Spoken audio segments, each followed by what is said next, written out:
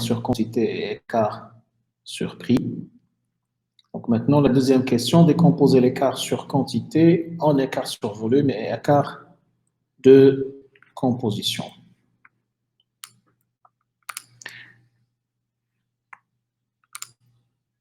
Voilà, donc la correction. Donc même la deuxième question, on a établi la correction, écart, la décomposition de l'écart sur quantité, écart sur volume. C'est ce qu'on vient de calculer ici. Donc l'écart sur volume pour le forfait semaine individuelle et l'écart de composition sur le même forfait. Alors maintenant, c'est la décomposition de l'écart sur quantité des deux autres forfaits,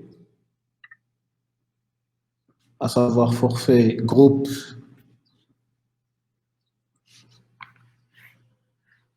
une semaine et forfait ou bien billet à la journée.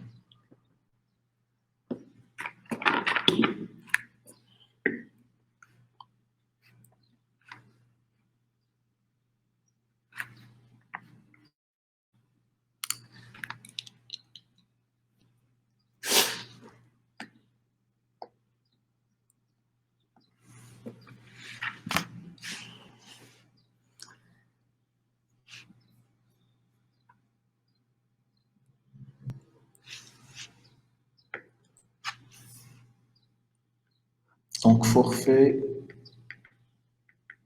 groupe,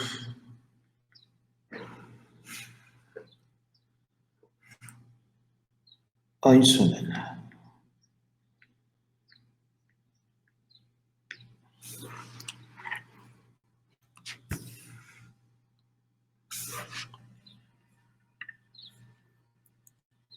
Donc, l'écart sur quantité,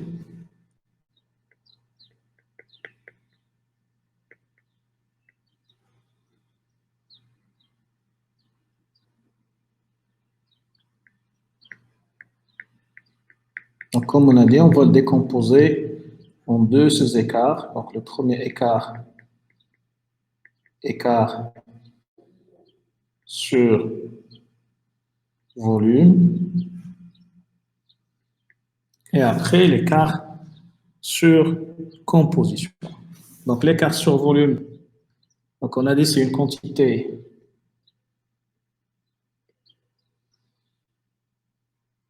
réelle par rapport à la quantité ou bien à la répartition prévisionnelle, moins la quantité préétablie fois le prix de vente préétabli.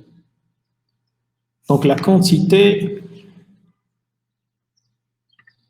QM,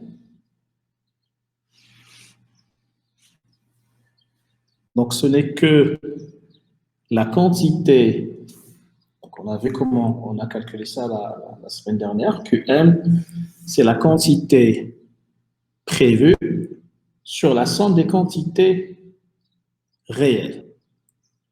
QM, la quantité prévue sur la somme des quantités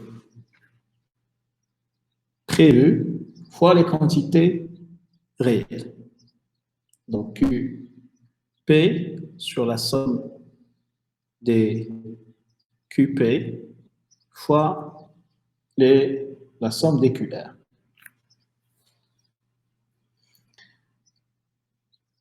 Donc pour le forfait groupe une semaine, donc QM est égal la quantité prévue, c'est selon l'énoncé, on a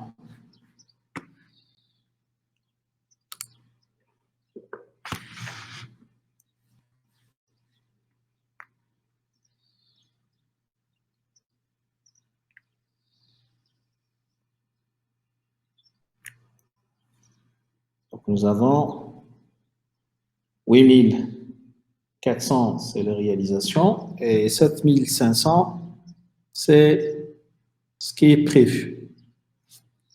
Donc, 8400, c'est QR, et les QP, 7500. Donc,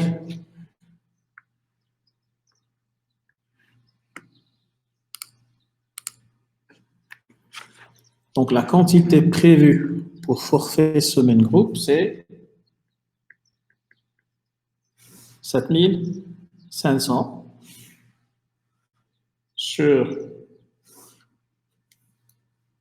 quantité totale de toutes les catégories, les quantités prévues, soit 7900 pour le forfait semaine individuelle, forfait groupe une semaine, 7500, et forfait journée. N'oubliez pas le forfait journée, nous avons procédé auparavant à la conversion parce que on avait, c'est-à-dire les quantités, c'est en billets journaliers, alors que pour les autres forfaits, c'est des quantités en semaine. Alors, on a procédé à la conversion de ces quantités journalières c'est-à-dire en quantité une semaine, selon l'énoncé de l'exercice. Dans l'exercice, et dans le cas, vous avez cette information comme quoi l'équivalent semaine, 7 billets à la journée seront comptés comme l'équivalent d'un billet semaine. Donc, sur la base de cette information, nous avons converti c'est-à-dire les billets à la journée en une semaine. On les a divisés sur 7.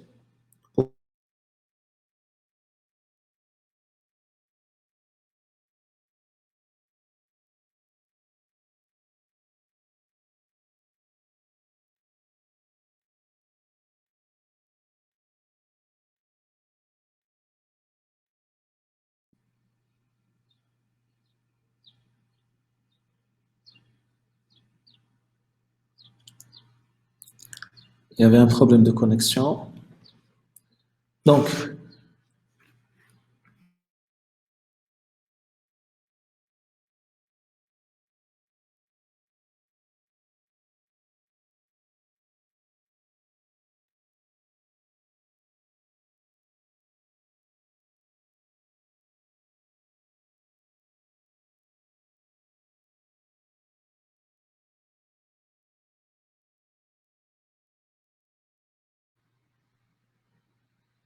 vous m'entendez maintenant?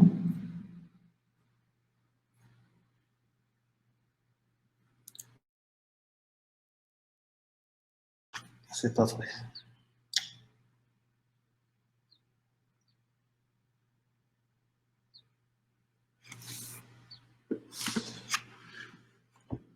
Il y a un problème de connexion.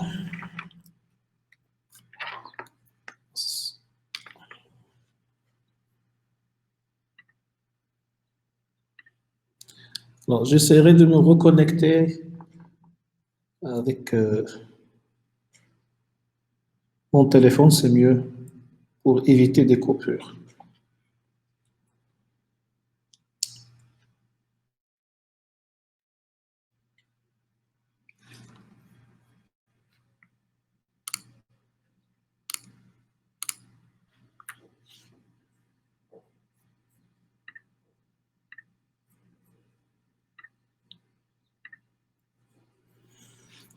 Alors, donc, j'ai dit que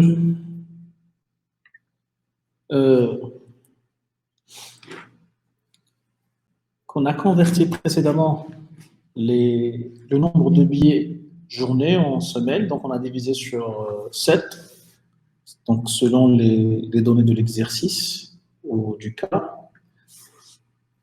Et donc maintenant, on va calculer la quantité moyenne sur la base des quantités prévues. donc la proportion des quantités des forfaits groupes à une semaine par rapport aux quantités réelles. Donc, la quantité que nous avons calculée pour le forfait journée, l'équivalent semaine, c'est 5718 billets. Donc ça, pour les quantités prévues, qu'on va multiplier fois la somme des quantités réelles. Donc c'est 7400 plus 8400 plus 5208, l'équivalent pour forfait journée de billets semaine. Voilà, donc ça c'est la quantité L. Donc ça va vous donner, si vous faites les calculs, 7461, effectivement. Alors, pour les 5718, donc 5718, c'est les quantités à la journée, donc quantité prévisionnelle. On a combien? On a, donc ça, on a 40 026 sur 7. C'est ça? 40 026 sur 7.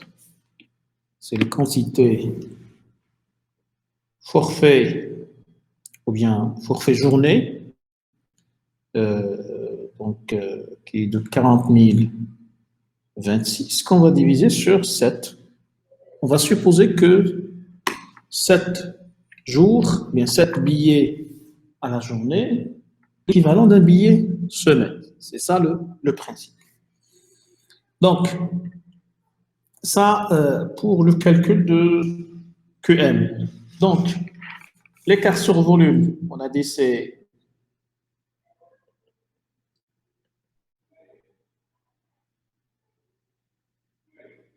QM moins QP que multiplie P prix prévisionnel. C'est-à-dire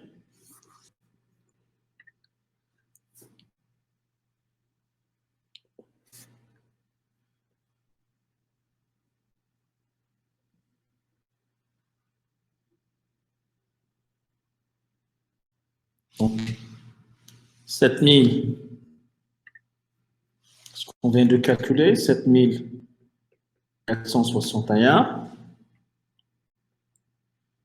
moins quantité prévisionnelle, 7500,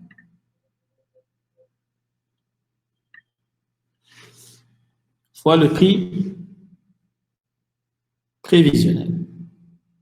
Le prix prévisionnel du forfait semaine groupe, c'est 162,35.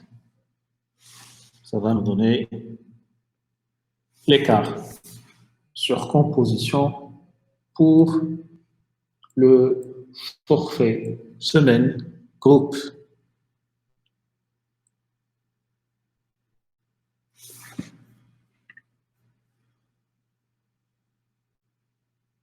Moins 6342 à peu près. Hein. Vous êtes sûr? Moins 6331,65. Donc, je vérifie. 61, 7500 fois 160,35. Voilà, 6331 6005. Effectivement. Ah, donc, c'est 6000 moins 6331,65. C'est l'écart sur volume.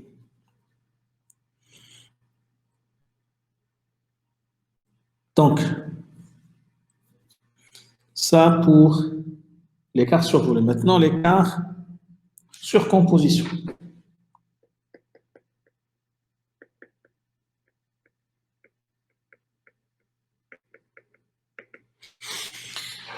Donc, l'écart sur composition, ce n'est que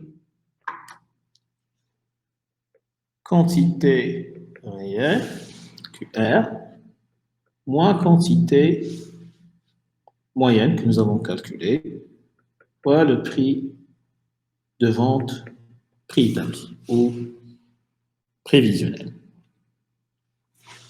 C'est-à-dire, quantité réelle, c'est 8400.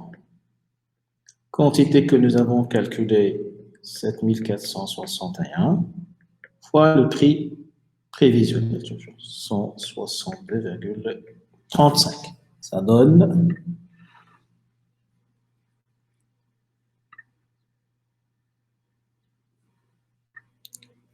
152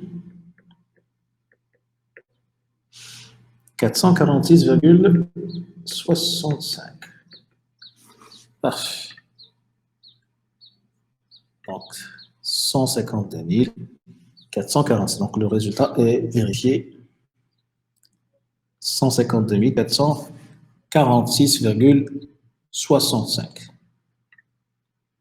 D'accord? Donc, ça pour le forfait groupe A1. On termine donc le calcul et après, on revient sur l'interprétation.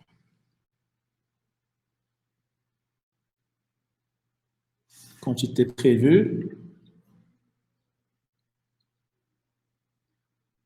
c'est 7500. N'est-ce pas? Attendez. Voilà, 7500.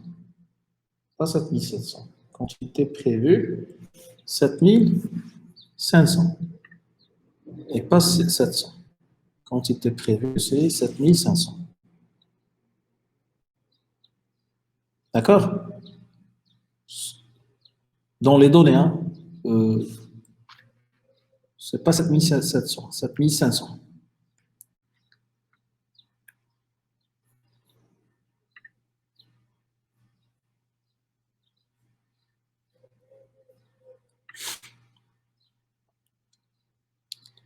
Alors, donc, maintenant, forfait journée.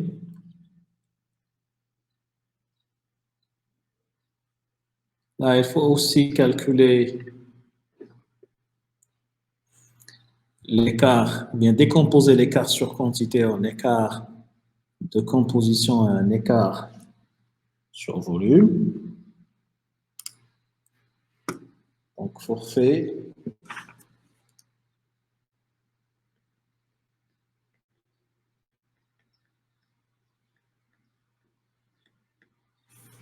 journée. Donc, écart sur volume.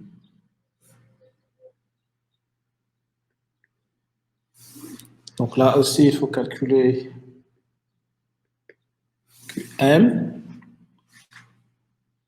Donc QM, 5718, quantité prévue sur la somme, 7900, 7500 plus 5718, somme des quantités prévues fois la somme des quantités réelles, 7400, 8400,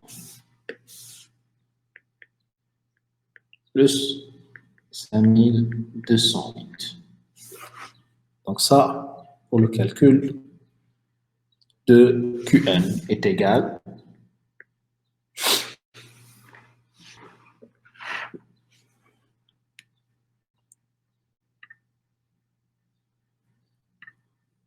5688. Voilà, 5688. On va arrondir. Donc, 5688, c'est QM. Donc, l'écart sur volume, donc c'est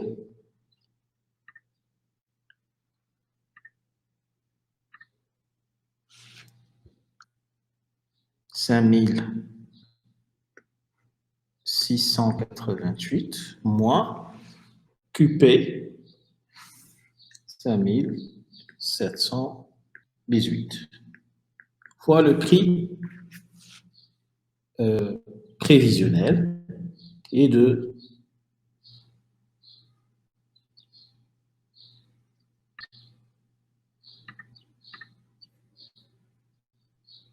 combien?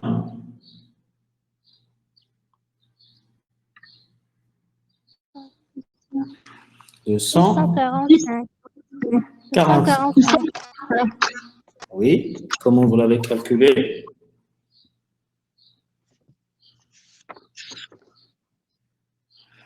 Donc, c'est le prix billet à la journée. Voilà, donc c'est 35 fois 7. Il ne faut pas oublier que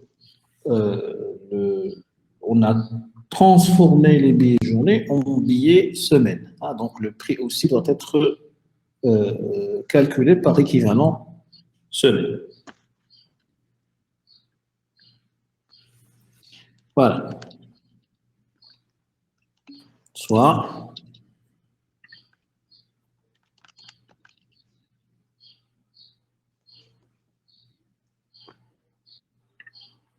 moins 7350 moins 7350. Voilà. Écart de composition.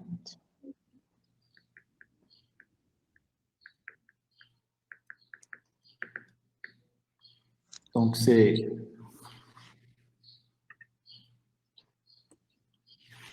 QR. QR, forfait journée, c'est 5208 moins 5688 fois 35 fois 7. Soit moins 117 600. Moins 117 600.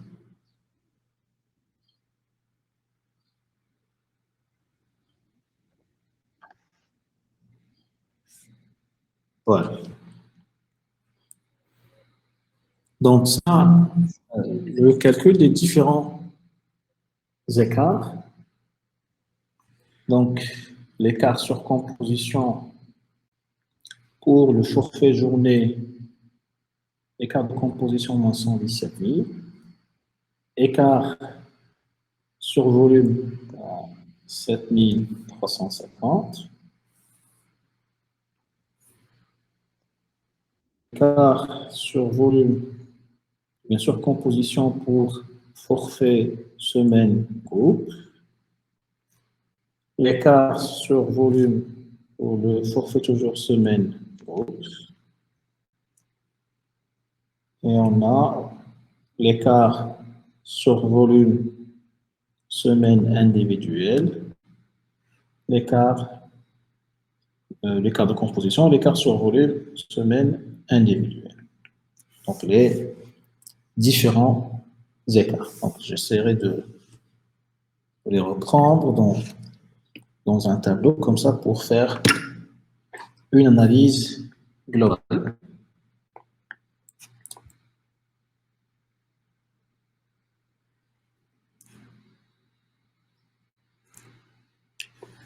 Donc pour les différents forfaits.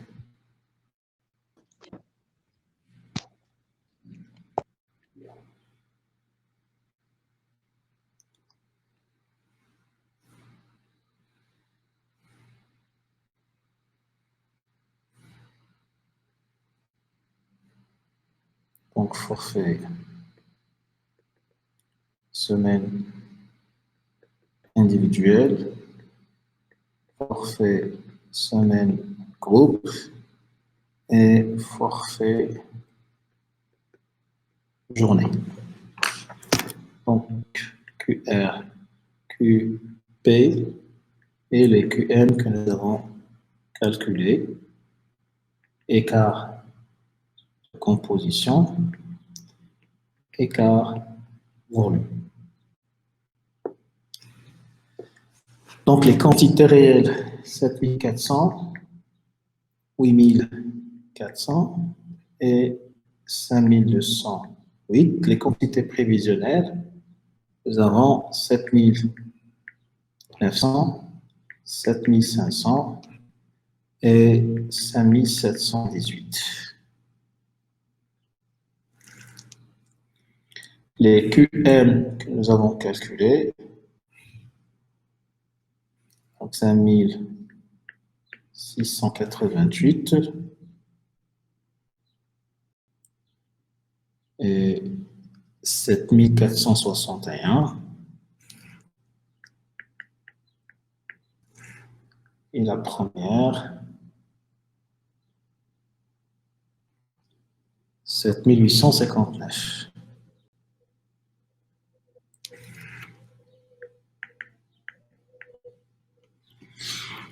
Écart de composition, moins 117 600.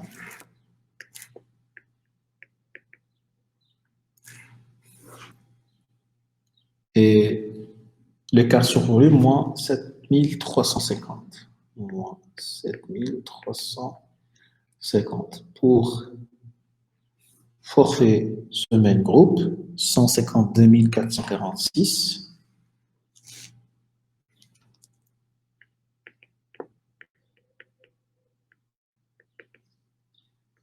Avec 56 à peu près. Et un 65 plutôt. 6331.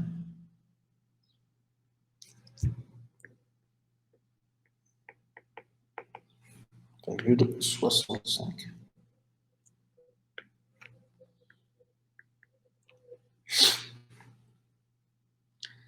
Premier forfait, moins 87 669.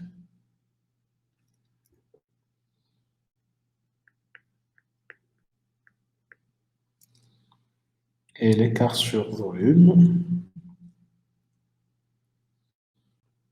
7831.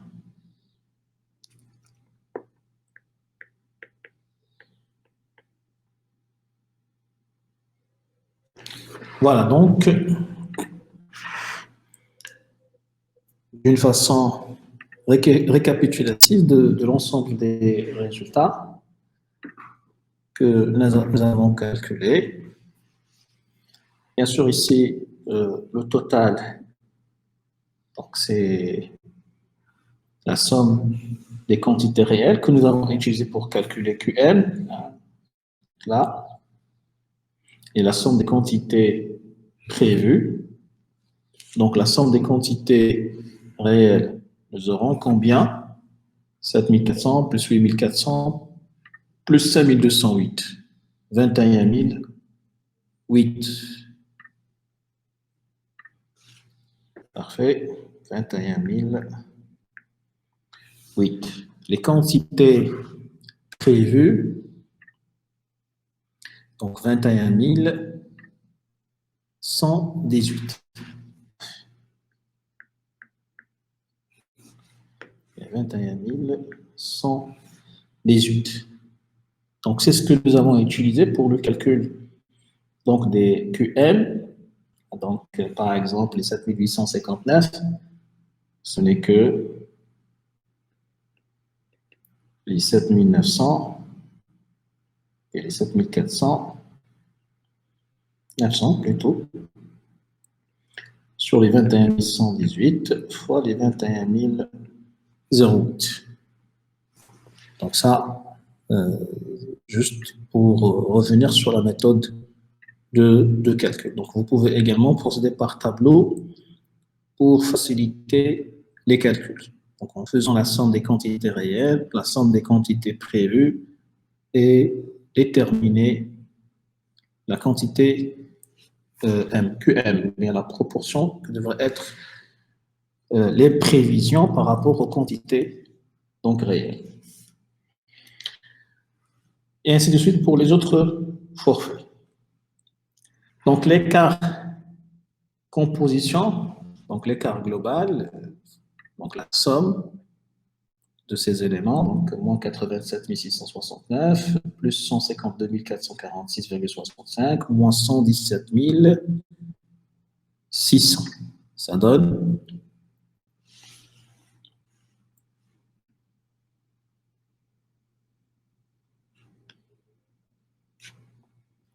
moins 52 822,35. Oui.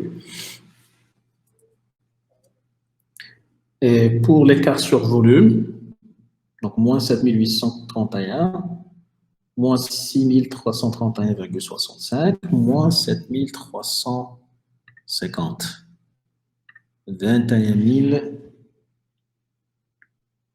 512,65. Voilà, donc ça, c'est moins. Donc moins 21 512,65. Parfait. Alors maintenant, l'interprétation. Donc, l'écart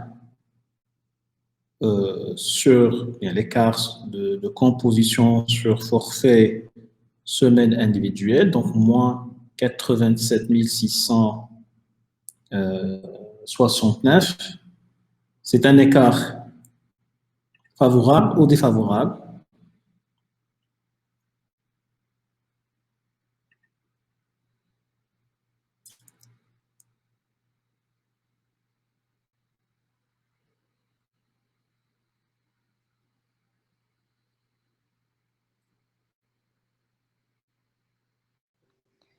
Favorable. Favorable, pourquoi?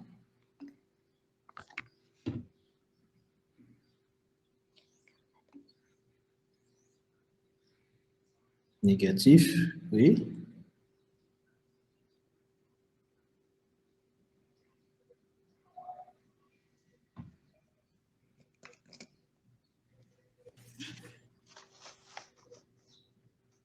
À part qu'elle est négative,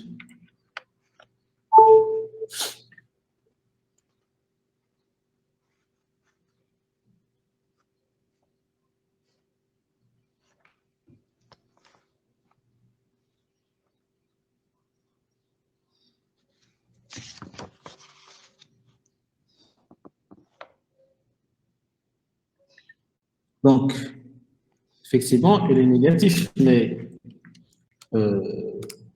parce que dans l'énoncé de l'exercice, on est en train de se projeter dans l'avenir. Hein. Ce qui a été réalisé, c'est par rapport à l'année, c'est-à-dire l'année actuelle, N. Alors que pour nous, on se projette dans l'année N plus 1. Donc, c'est une projection, c'est une prévision pour l'entreprise. Hein. Ici, il est négatif, c'est-à-dire que la quantité prévue, la quantité moyenne prévue serait supérieure à la quantité réelle, actuelle.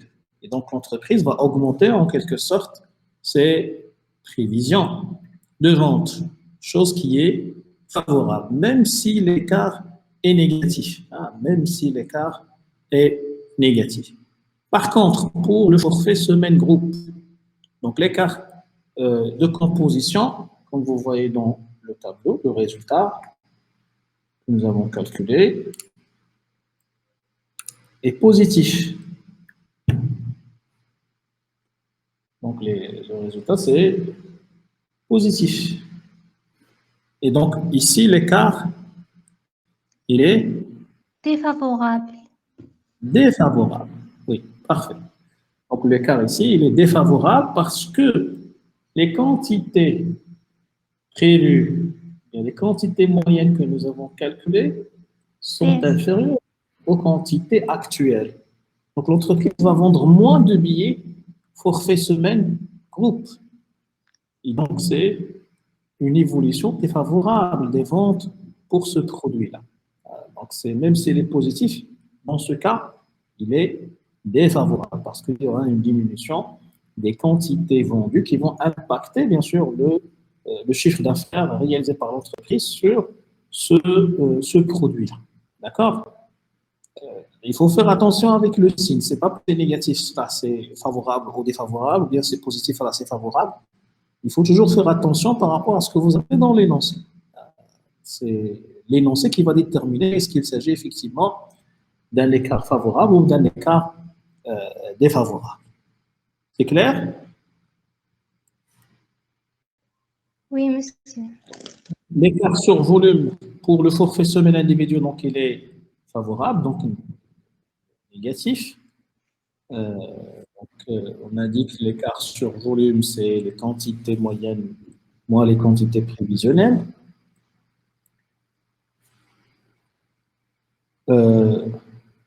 L'écart de composition sur le forfait journalier est aussi favorable, donc négatif, moins 118,650, 600 plutôt. Donc il y a une augmentation des ventes prévues par rapport aux ventes réelles actuelles. Donc, il y aura une augmentation. Donc, des questions?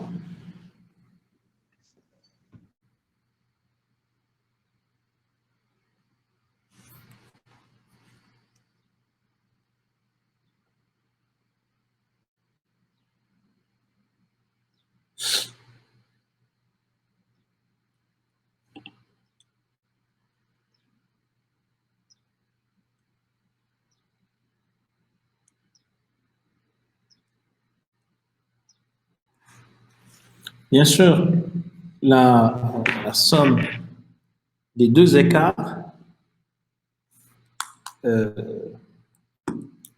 ça devrait donner l'écart sur quantité que nous avons calculé précédemment. Donc, l'écart sur quantité, voilà, 74 335, hein, l'écart sur quantité. Et donc, la somme des deux écarts, écart de composition et écart sur volume, ça devrait donner 74 335, qui est autre que l'écart sur quantité. Alors, donc, Zahira Siri, c'est quoi la question? Donc, qu'est-ce que vous n'avez pas bien compris?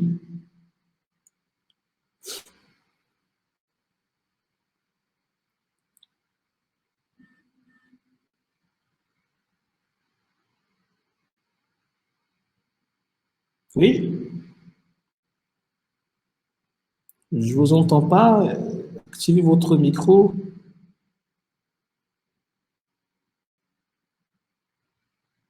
C'est bon? Voilà, donc ça pour la deuxième question. Alors, la troisième question justifie le calcul de l'écart de composition et commenter. Justifier le calcul de l'écart de composition et commenter.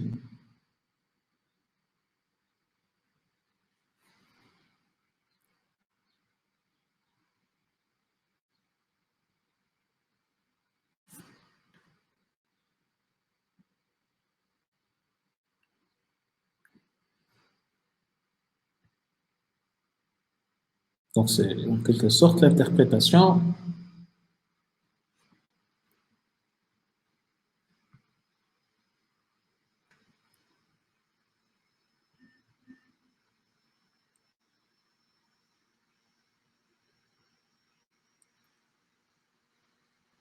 des calculs que nous avons faits précédemment. Alors,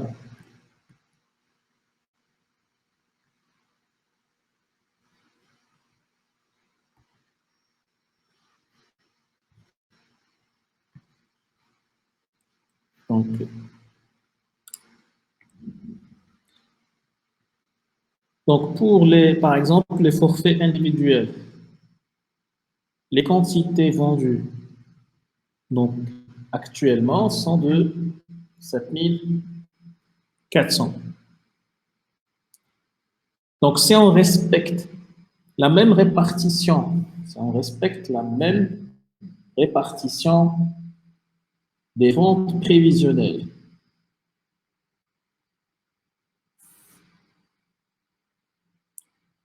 on aurait dû vendre 7859.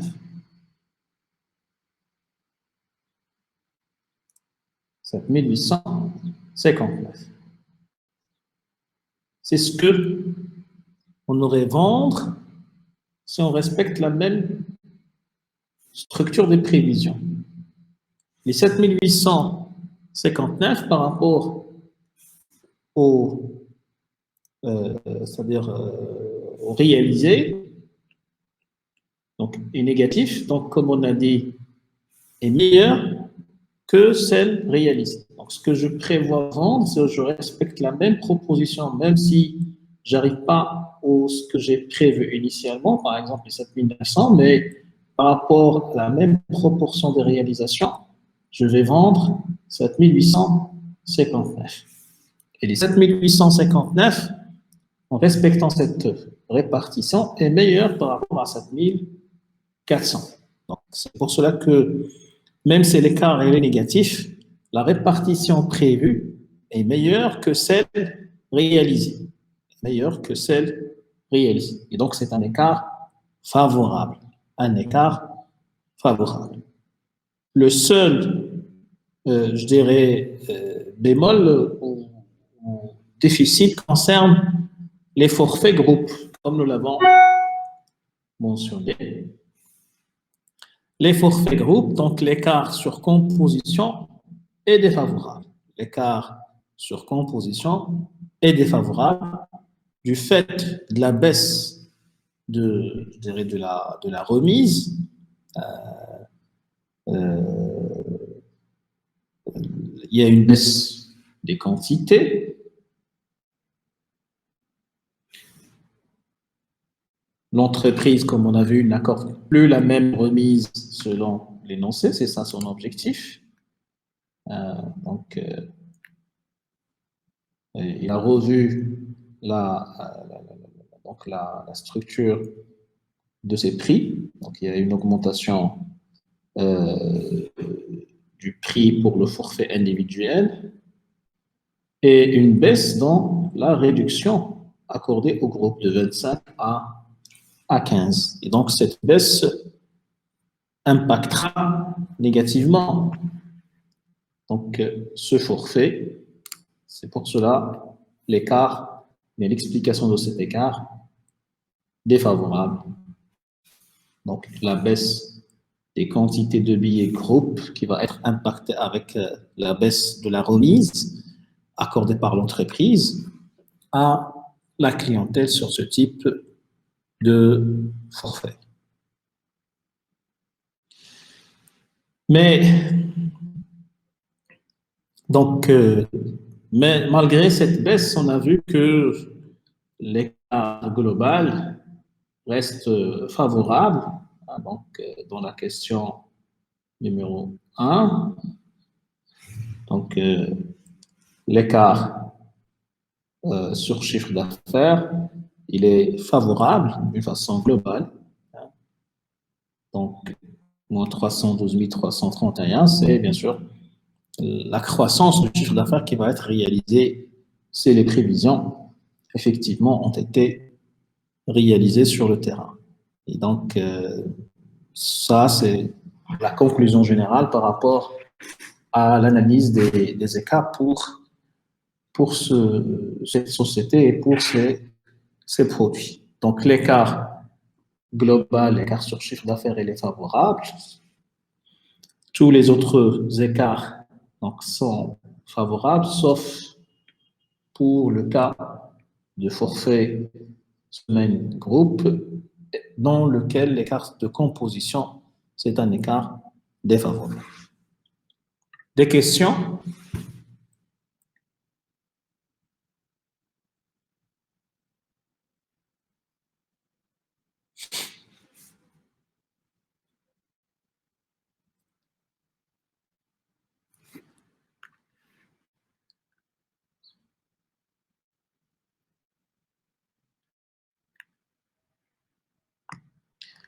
Alors, donc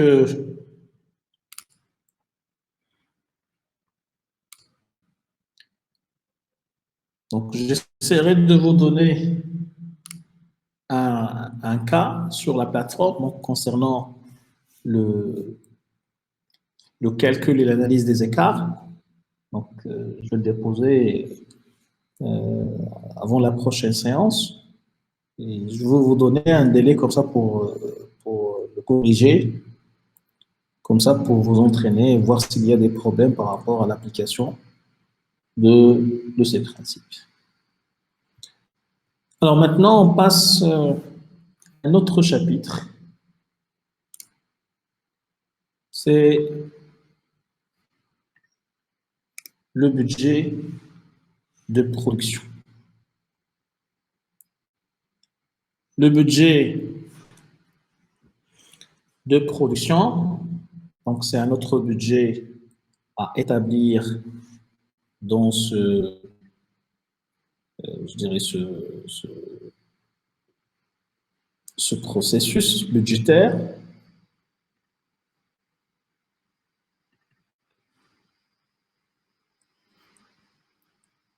Bien sûr, c'est un budget aussi important après le budget des ventes, parce que c'est une nécessité. On a commencé avec le budget des ventes.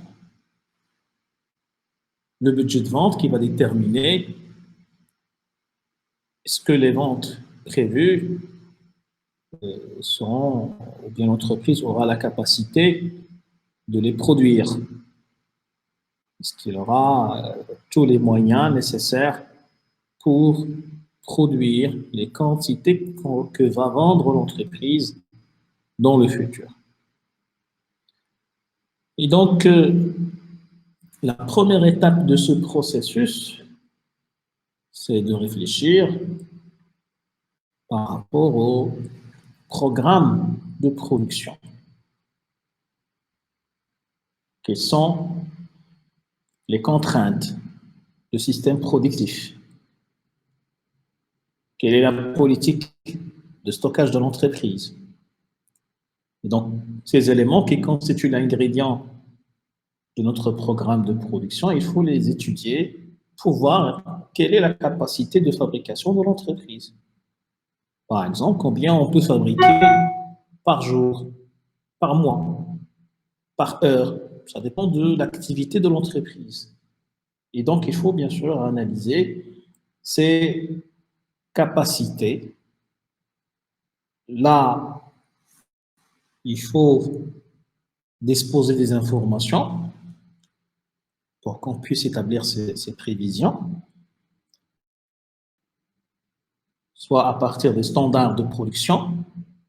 Une pièce, pour la fabriquer, par exemple, ça nécessite une minute, ça nécessite une heure, donc il faut y avoir des informations pour qu'on puisse préciser ou bien maîtriser ce processus de fabrication, ce processus de production. Et dans ces standards également, il est nécessaire d'évaluer les coûts, de connaître les coûts de chaque étape de fabrication. Fabriquer une pièce, ça va générer tel ou tel coût. Et donc, ces éléments sont d'une grande importance qui vont permettre au contrôleur de gestion d'élaborer et d'établir son budget de production. Donc, le programme de production, c'est un élément très, très intéressant.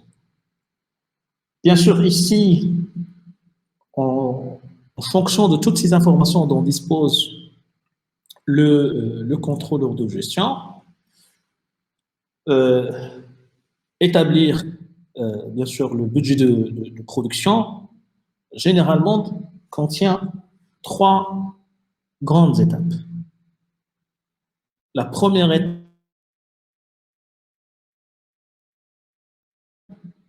c'est la détermination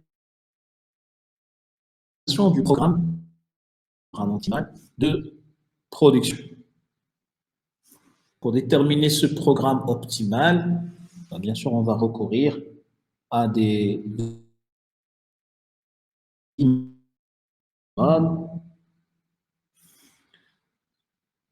avec certaines méthodes mathématiques et statistiques pour pouvoir déterminer ce programme optimal.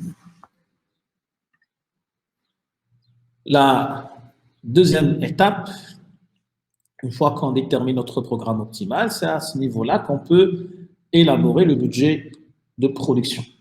Le budget de production, soit en termes de moyens, les moyens à utiliser pour répondre à notre programme de production, qui soit conforme au programme de production, et par la suite, valoriser ce budget de production. Donc, il faut donner une estimation chiffrée par les coûts préétablis, selon les coûts préétablis des produits. Et une dernière étape, c'est le contrôle budgétaire, comme pour le cas de budget des ventes, contrôle budgétaire de la production qui est effectué à partir de l'analyse des écarts entre les prévisions et les réalisations. Entre prévisions et les réalisations.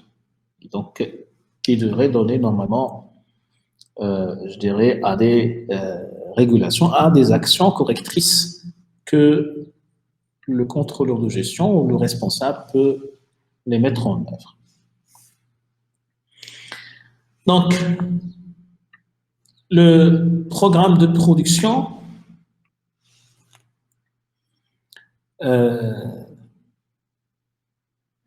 c'est un programme qui, normalement, doit permettre de déterminer les capacités de l'entreprise. Capacité de fabrication, de production.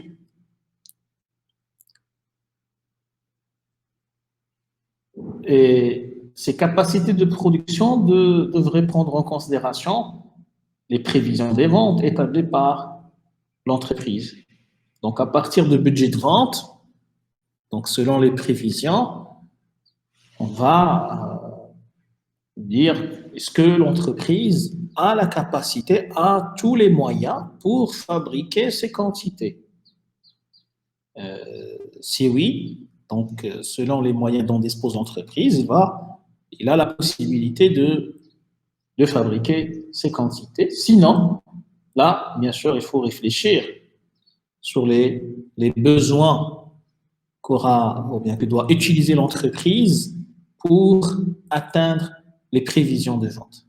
Donc, si, par exemple, j'ai une machine de fabrication qui fabrique 1000 unités par jour, alors que dans mes prévisions, je vais opter pour, ou bien j'estime réaliser des ventes ou bien de la production qui dépasse les 1000 unités, donc par exemple 1500 ou 2000 unités, dans ce cas-là, c'est clair que l'entreprise doit réaliser un projet de développement, un projet pour améliorer la productivité et la production. Donc là, il doit faire des investissements pour qu'il puisse atteindre l'objectif fixé au niveau des ventes. Donc, les quantités à fabriquer donc, vont déterminer les capacités de production nécessaires. Et ces capacités vont déterminer les besoins. Par exemple, en heure machine, pour fabriquer 1000 unités, donc la machine doit fonctionner combien d'heures? La machine, il fabrique, comme j'ai dit par exemple, une unité par minute. Ou par exemple, s'il s'agit de main-d'œuvre, donc chaque main-d'œuvre va fabriquer une unité par heure, ça dépend du produit. Et donc là, il faut bien sûr comparer les quantités à fabriquer avec les capacités nécessaires.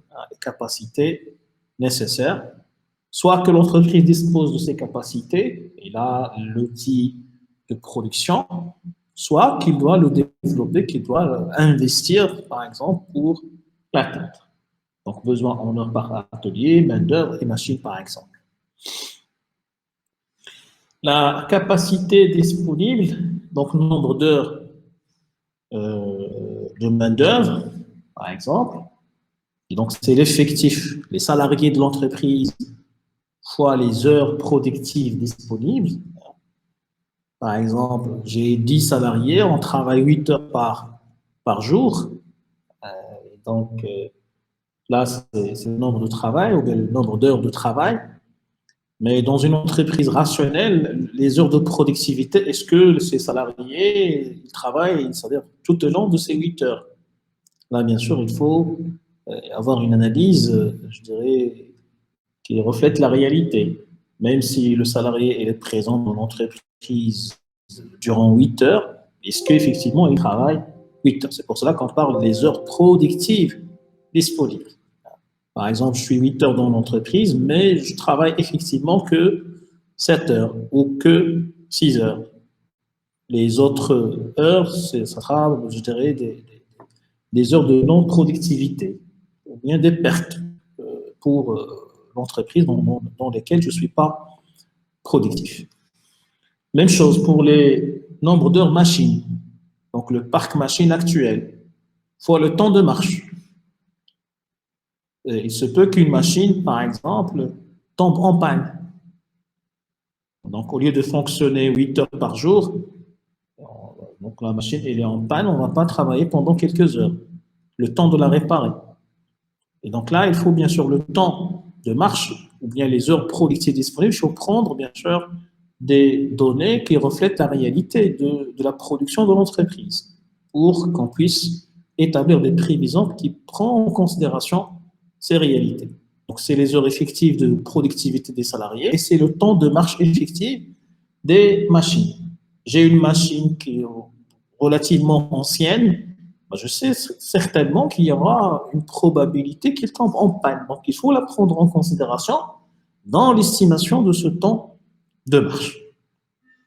Je dis par exemple que cette machine qui a 8 ans, donc pratiquement totalement amortie, il y a une probabilité de 40% qu'elle tombe en panne. Et je dois déterminer par combien, c'est-à-dire de fréquence. Comme ça, pour tenir compte de ça dans l'estimation de temps de marche. Et donc, les besoins supplémentaires pour répondre aux prévisions de vente, donc les capacités nécessaires, moins les capacités disponibles. Je veux produire 1000 unités par heure, ma machine produit uniquement 500 unités, tenant compte de temps de marche, hein, et donc j'aurai besoin de 500 unités supplémentaires. Et donc, je dois réfléchir comment la réaliser, comment atteindre cette capacité pour répondre et pour réaliser mes objectifs de vente.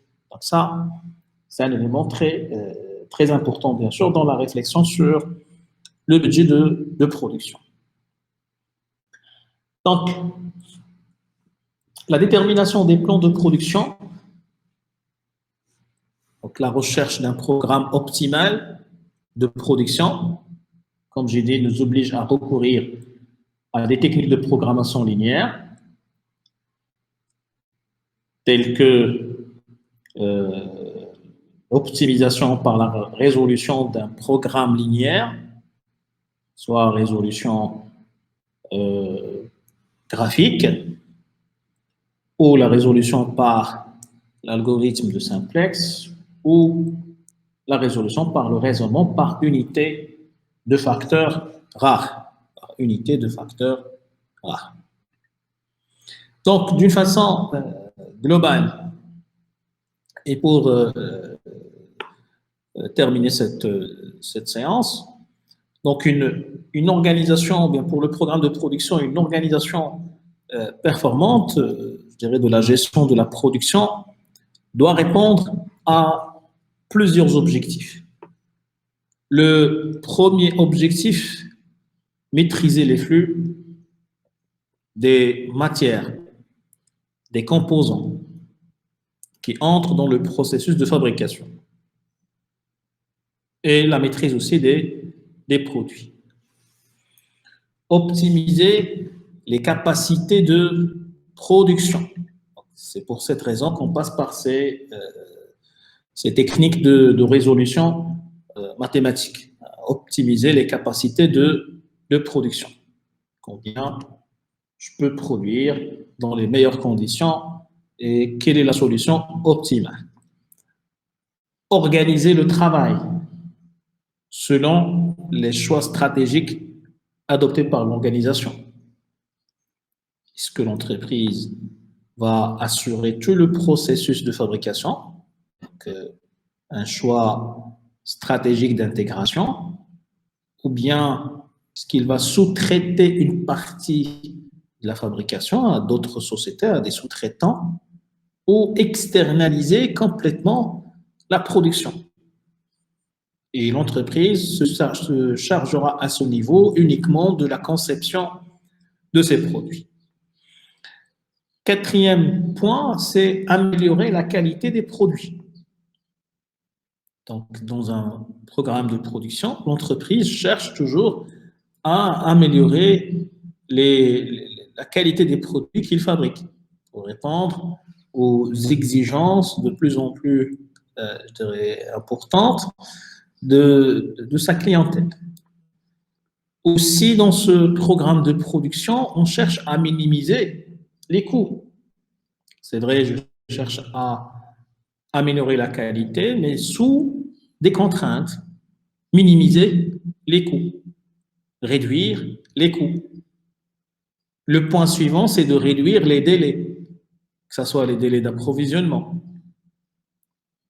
pour ne pas être en situation de rupture de stock, réduire les délais de production, et donc accélérer la fabrication des produits, réduire les délais, par exemple, de stockage des produits, etc. Un autre point aussi important, une autre finalité de ce programme de production, c'est la satisfaction de la clientèle. Satisfaire la clientèle en adaptant rapidement les capacités de production à l'évolution de la demande. Donc, il faut disposer d'un système productif qui peut s'adapter aux évolutions des besoins de la clientèle. Un client qui... Je prends par exemple juste l'exemple du secteur de téléphonie. Et donc, les producteurs, à chaque fois, ils apportent des améliorations sur les produits qu'ils fabriquent. Vous avez Apple, vous avez chaque année une version qui est lancée sur le marché. Et dans chaque version, il y a je dirais des nouveautés qui répondent aux besoins exprimés par la clientèle. Et donc là, c'est une adaptation du processus de fabrication pour répondre et pour satisfaire les besoins des clients. Et donc, en conséquence de l'ensemble de ces étapes, l'entreprise doit rechercher, dans un univers bien sûr certain, le meilleur programme de production possible. C'est-à-dire un programme qui va lui permettre de satisfaire la demande de la clientèle, que ce soit en termes de quantité, qualité et temps. Et également d'utiliser pleinement tes capacités de production. Il faut que l'équipement soit productif, que les investissements réalisés par l'entreprise soient productifs. Et donc, il faut les utiliser en pleine capacité. Que ce soit des machines, que ce soit main-d'œuvre ou tout autre équipement de production. Bien sûr, sous certaines contraintes commerciales, les quantités que le marché peut absorber. Je ne peux pas produire, je dirais, juste pour le plaisir de produire. Je produis pour un marché, pour vendre les produits que je réalise. Et également, je produis, mais sous contrainte de mes capacités techniques et humaines de fabrication.